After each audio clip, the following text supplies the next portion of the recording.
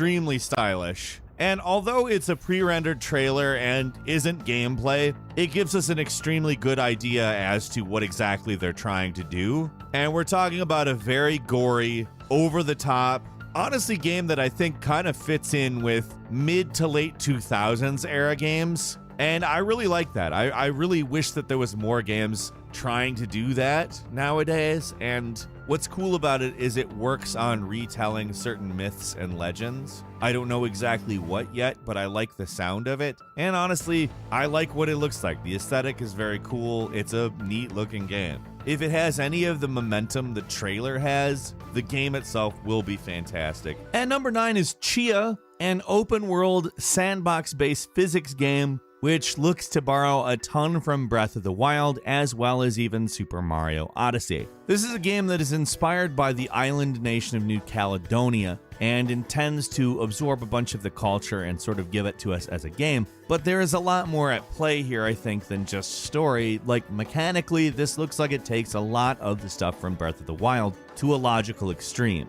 There's a lot of traversal options here, and it's very physics-oriented, which looks very cool. There's also a possession mechanic, that's why I mentioned Super Mario Odyssey. I don't know if I would say it's one-to-one the exact same thing. You can actually possess inanimate objects, which could be fairly cool, but I also pretty much don't understand the story they're attempting to tell yet. I don't think they've revealed a whole lot. Certainly the trailer doesn't, but I think it's definitely got a lot of potential, and I will definitely be keeping my eye on it as development progresses.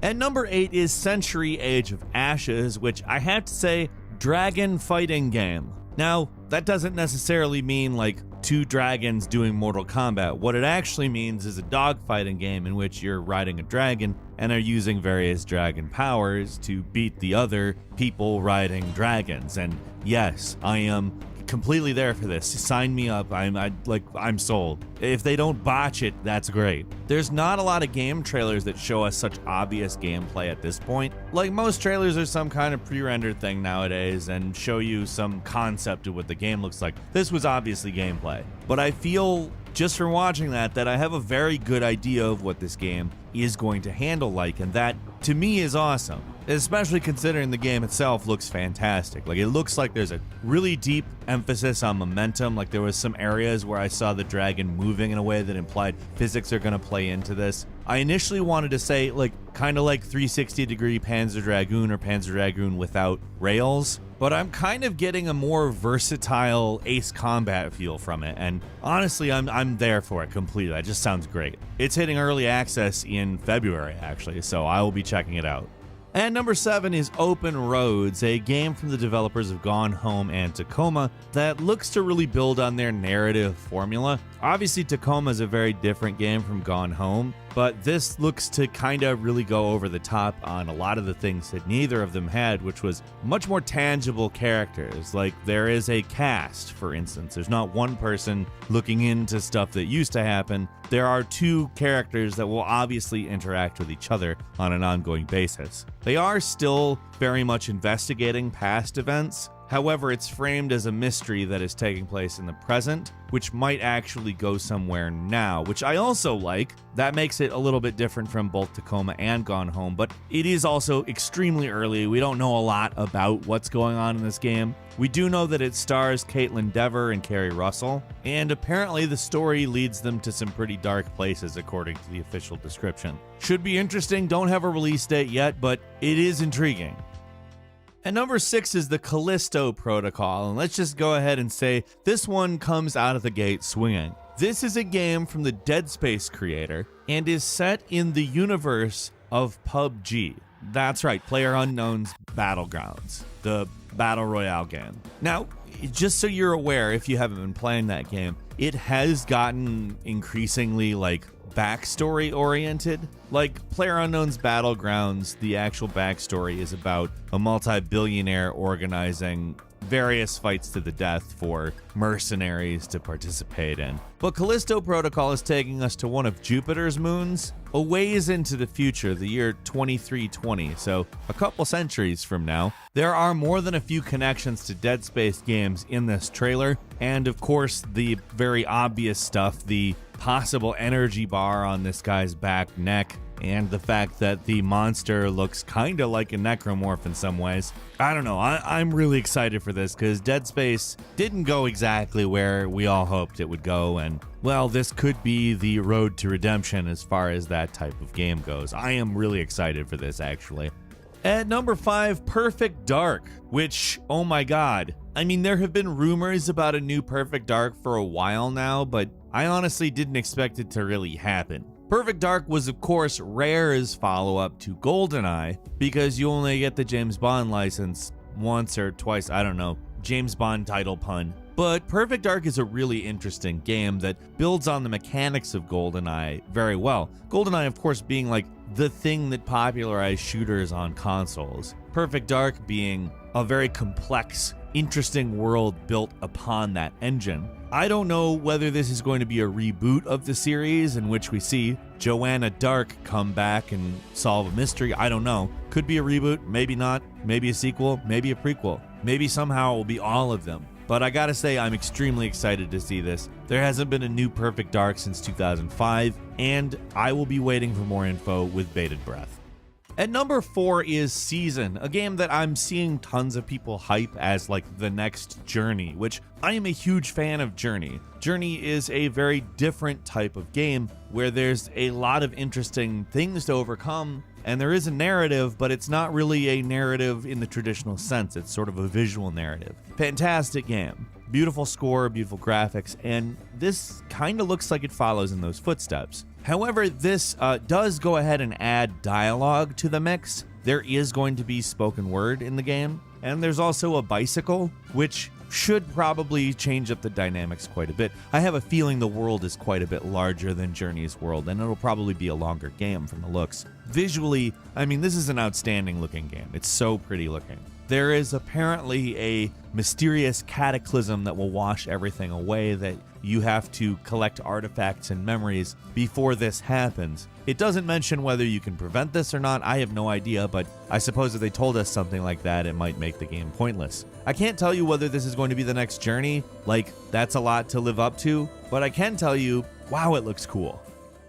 At number 3, it is Evil Dead, the game, a co-op shooter based on Evil Dead, of course. In a lot of ways, it does resemble Left 4 Dead, but given it is a big franchise like Evil Dead, I think there's some interesting stuff here, but also the developer is the developer who made World War Z, which was an actually pretty good title in its own right. Similar to Left 4 Dead in some ways, but dealt with horde mechanics that made it markedly different. I'm not really 100% sure exactly what we're getting here. I will say there are obvious Left 4 Dead vibes, and it does look over the top and cartoony as the franchises want to do, albeit with an actual cartoon style here. I think it could be really good, but of course, we want to see more before we say more. At number 2 is Ark 2, which I don't know where to start with this. If you remember Ark, it was a game that did go through a bit of a storied development. Ended up being a pretty cool game. Again, some problems. But Ark 2 stars Vin Diesel. Yeah, I don't know what exactly to make of that. It does seem as though this game is going to feature more of a narrative and is part of a bigger universe project featuring other big-name actors like David Tennant, Elliot Page, and Russell Crowe. Vin Diesel's character Santiago is also part of this animated series, and, well, I mean, it could have a lot of potential. We need a dinosaur hunting series, frankly. There's not enough dinosaurs in media. And finally, at number 1 is the next Mass Effect game. Now, this seems to take place directly after Mass Effect 3, so probably the main problem about Mass Effect Andromeda, aside from the faces, is remedied here. It's going to feature characters we know doing potentially something that matters, rather than sort of wandering around a galaxy looking for a home. That's not really that much of a game, especially when it's supposed to have a narrative and all of that. This version of a Mass Effect sequel seems like it might be a way better idea. I'm also willing to give them another go, but if they mess up this, I mean, I'm excited. We did get to see Liara in the trailer, so that's a good thing, but we also have yet to really know what it's about. Couple of quick bonus announcements for you. These were games that were announced elsewhere, but we saw more of at the Game Awards. First is It Takes Two, a two-player platforming game that looks to have a ton of potential in terms of actually progressing two-player mechanics in a modern platform genre game. And second, Flight Simulator is coming to Xbox. Now, that's going to be cool as hell because Flight Simulator is awesome. And to play it on a console is kind of, yeah, just something a lot of people always really wanted. Dragon Age. This is very much a continuation, although it does definitely also look a lot more stylized, but I am certainly looking forward to seeing where it goes. Then there's Back 4 Blood, which the original Left 4 Dead developer is making a spiritual successor. That is, of course, something I am specifically looking forward to.